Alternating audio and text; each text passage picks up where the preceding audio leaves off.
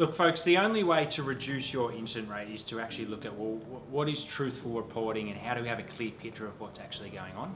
And one of the exciting things for us to see a lot of leaders actually grabbing, well, what's not just not what the feel of, but what is actually the evidence around what's fueling our existing safety culture and the reporting culture that we see. So it's great to see leaders grabbing the insights and going, well, what can we actually start to do with those insights as well?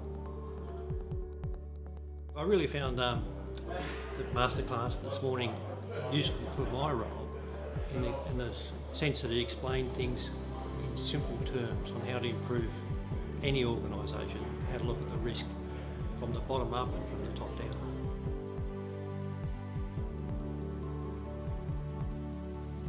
So the key takeaway I found today was the delivery from the presenter. Very down to earth, made everything very understandable, and that was everything.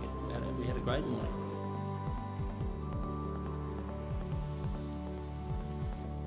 What I think people can get out of this program, a lot of interaction, a lot of fun, a lot of sharing from other people as well, not just from the program, but a lot of insights they're going to grab that they can actually take away into tangible actions back in the workplace as well.